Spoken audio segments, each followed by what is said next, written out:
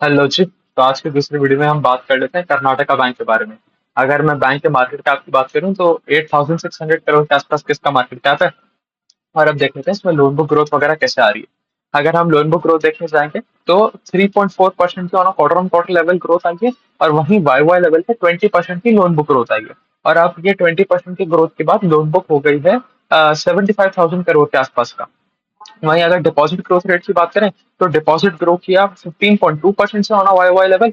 और quarter on quarter level पे 2.1% की ग्रोथ देखने को मिली है ना। अब थोड़ी सी यहाँ पर भी वही प्रॉब्लम आ रही है जो बाकी सारे बैंक के साथ आ रही है कि हम ज्यादा से ज्यादा लोग टर्म डिपॉजिट की तरफ जा रहे हैं। तो हमारा जो कासा का रेशियो है वो थोड़ा धीरे धीरे घट रहा है। अब उसका पेस पेस तो कम हुआ है बट अभी भी डिक्लाइन में है। अब मतलब पहले समझो, पहले अगर क्वार्टर में एक एक 1.5% के आसपास का डिप आ जाता था, 1.5% का डिप आ जाता था कासा रेशो में, बट अब वो 1.5% की बजाय 1% का ही आ रहा है। मतलब डिप अभी भी आ रहा है बट पेस ऑफ डिप कम हो गया। अगर मैं अभी की बात करूं तो इनका क्वार्टर ऑन क्वार्टर लेवल पे कासा गिर गया 31.97% से 30.54% पे। तो अभी इनका कासा आ गया 30.54% पे, है ना। अगर इनके इनके पैट की बात करें तो पैट बढ़ा 46% से ऑन क्वार्टर लेवल और 8% से on a Y Y level, है ना। अगर इनके निम्स की बात कर लेते हैं अब।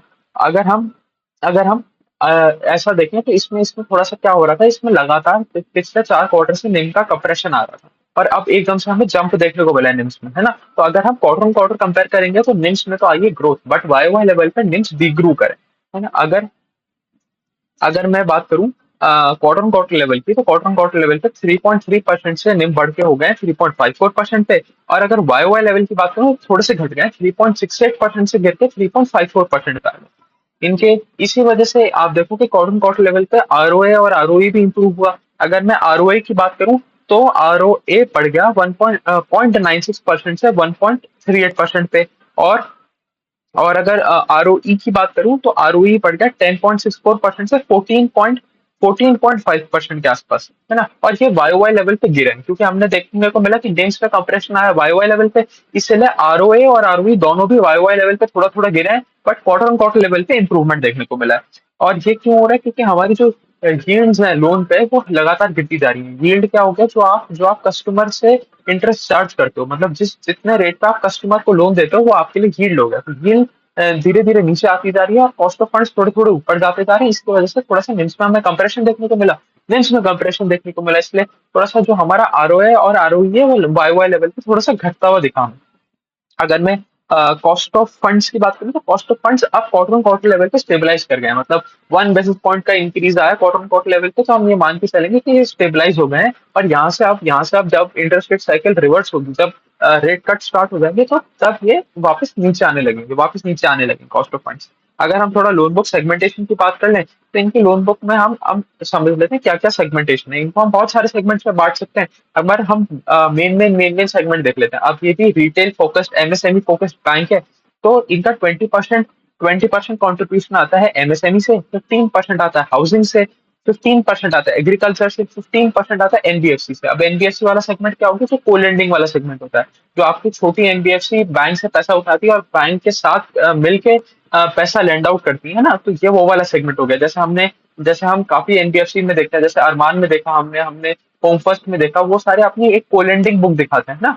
जैसे हम यूग्रो में भी आके देखेंगे, यूग्रो का शायद परसों रिजल्ट आ रहा है ना, उसका भी रिजल्ट देखना है हमें। तो जैसे जैसे वो लोग कोलेंडिंग बुक दिखाते हैं ना, तो ये वो वाली बुक है। तो 15% आती है एनबीएफसी से, 7% आता है पर्सनल लोन से, 12% आता है लार्ज एंटरप्राइजेस से, और बचा हुआ 17% है वो अलग अलग छोटे छोटे सेगमेंट्स में से आता है। इनकी एसेट क्वालिटी की बात कर लें तो इनकी एसेट क्वालिटी मोर और लेस इंप्रूव ही कर रही है लगातार पिछले काफी क्वार्टर से, बट अब थोड़ी सी स्टेबलाइज हुई है। मतलब उतने तेज पे हमें इंप्रूवमेंट देखने को नहीं मिला, है ना। अभी अभी भी अगर मैं इनके ग्रॉस एनपीए नंबर की बात करूं तो ग्रॉस एनपीए नंबर इंप्रूव कर गया 3.68% से 3.54% पे। और फ्लैट रहा क्वार्टर ऑन क्वार्टर लेवल पे। तो 3.68% तो था Q1 FY24 में, वहां से गिर के हो गया 3.54%। But quarter on quarter level पे एकदम फ्लैट रहा, कोई कोई फर्क नहीं आया ग्रॉस एनपीए नंबर में। वहीं अगर वहीं अगर मैं नेट एनपीए नंबर की बात करूं तो नेट एनपीए नंबर के साथ भी सेम कहानी है कि क्वार्टर ऑन क्वार्टर लेवल पे स्लाइट स्लाइट डिप देखने को मिला। मतलब थोड़ी सी एसेट क्वालिटी खराब हो गई, मतलब डिटियोरेट कर गया नंबर फ्रॉम 1.58% टू 1.66%। वहीं स्लिपेजेस में हम देखने जाए तो स्लिपेजेस में कोई प्रॉब्लम नहीं आ रही। और स्लिपेजेस क्या हुआ कि जो हम नया लोन दे रहे हैं, नया लोन जो पुराना हो गया, पुराना लोन खराब हो गया या सही चल रहा है, जो भी चल रहा है पुराने को पुराने में रहने दो।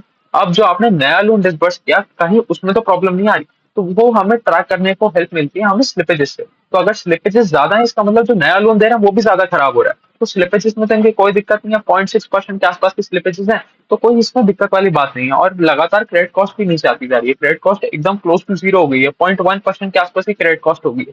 0.1% की क्रेडिट कॉस्ट से हमें क्या समझ में आता है कि जो प्रोविजंस हैं वो प्रोविजंस और धीरे धीरे कम होते जा रहे हैं। क्योंकि पहले क्रेडिट कॉस्ट थी 0.5% की, अब क्रेडिट कॉस्ट लगी 0.1% की, तो आपके प्रोविजंस कम हो रहे हैं। प्रोविजन कम हो रहे हैं इसका मतलब कंपनी को एसेट क्वालिटी में अपनी कोई दिक्कत वाली बात लग नहीं रही है, और फ्यूचर में भी जाके हमारे gross NPA net NPA number में कोई बढ़त देखने को नहीं मिलनी चाहिए अकॉर्डिंग टू मैनेजमेंट। जैसा अभी करंट आउटलुक चल रहा है उस हिसाब से अगर देखने जाए तो कोई दिक्कत वाली बात नहीं है। वहीं इन्होंने पीसीआर भी अपना अच्छा मेंटेन करके रखा हुआ है, 78% के आसपास का पीसीआर मेंटेन कर रखा है। अब जैसे नाम से हमें समझ में आता है कर्नाटका बैंक, तो कॉन्सेंट्रेशन ज्यादा कर्नाटका में ही होगा, वही चीज हमें देखने को भी मिल रही है। टोटल इनकी 927 ब्रांचेस हैं। अब पैन इंडिया कुछ 22 स्टेट्स में इनका प्रेजेंस है, उसमें से 589 ब्रांचेस पे सिर्फ कर्नाटका कर्नाटका में ही है। मतलब आधे से भी ज्यादा 65% के आसपास की ब्रांचेस कर्नाटका में ही है ना। तो वहीं भाई नाम से हमें पता चल रहा है कि कर्नाटका बैंक है, तो कर्नाटका में कॉन्सेंट्रेशन भी ज्यादा ही होगा। अब थोड़े से नंबर्स पे आ जाते हैं कि क्या क्या कहानी रही। अगर नेट इंटरेस्ट इनकम की बात करें तो नेट इंटरेस्ट इनकम बढ़ा इनका 11% ऑन अ वाई लेवल और 8.3% on a quarter on quarter level. Operating profit बढ़ा इनका 12% से on a quarter on quarter level और डीग्रू कर गया 7% से ऑन अ वाई लेवल। वहीं पैट बढ़ा 8% से on a Y level and 46% से on a quarter on quarter level. अब ये क्यों हो रहा है? क्योंकि आपका क्रेडिट कॉस्ट नीचे आता जा रहा है, क्रेडिट कॉस्ट नीचे आता जा रहा है, इसका मतलब आपके प्रोविजन कम होते जा रहे हैं, प्रोविजन कम होते जा रहे हैं, इसका मतलब आपके जो भी इंक्रीमेंटल पैसा है वो सीधा जाके घुस रहा है पैट के अंदर। अब आप एक चीज समझो कि अगर आपके प्रोविजंस बढ़ेंगे तो प्रोविजन क्या है? Provision are an expense on the income statement. अब जब आपका इनकम स्टेटमेंट पे ज्यादा खर्चा आएगा तो ज्यादा खर्चा कहाँ से निकलेगा? वो पैट में से तो निकलेगा। ऑपरेटिंग प्रॉफिट में से आप प्रोविजन हटाते हो, उसके ऊपर टैक्स देते हो, तो आपको मिल जाता है पैट, है ना। अब आपने प्रोविजन कम घटाए, एक एक पहले पिछले पिछले साल तक आप 100 रुपए घटा रहे थे, या पिछले पिछले क्वार्टर तक आप 100 रुपए घटा रहे थे अपने ऑपरेटिंग प्रॉफिट में से। इस बार आपने 100 रुपए नहीं घटाए, इस बार आपने 10 रुपए घटाए, तो जो इंक्रीमेंटल 90 रुपए का आपको प्रॉफिट हुआ वो 90 रुपया सीधा जाके आपके जुड़ जाता है पैट में। इसलिए आपको पैट में ज्यादा ग्रोथ देखने को मिलती है, कंपेरेटिवली ज्यादा ग्रोथ देखने को मिलती है। क्यों? क्योंकि हमारे हमारे प्रोविजन कम हो गए। अब थोड़ी कंपनी गाइडेंस भी देके चलती है, तो उसकी भी थोड़ी सी बात कर लेते हैं। कंपनी एम करती है कि अपना नेट एनपीए नंबर 1 से 1.5% के बीच में ले आएंगे, जो अभी 1.7% के आसपास चल रहा है। इनका आरओए ले आएंगे 1.2 से 1.4%, तो वो तो अचीव हो गया है। निम्स की बात करें तो निम्स कह रहे हैं 3.5 से 3.7% के बीच में ले आएंगे, मोर और लेस वो भी हो गया है। और कासा रेशो को मेंटेन रखेंगे 30 से 32% के बीच में। तो अभी शायद जहां तक मेरे को याद आ रहा है, एक सेकंड चेक ही कर लेते हैं। हाँ बिल्कुल 30.5%, मतलब एकदम एकदम लोअर लेवल पे इनका कासा रेशो भी है।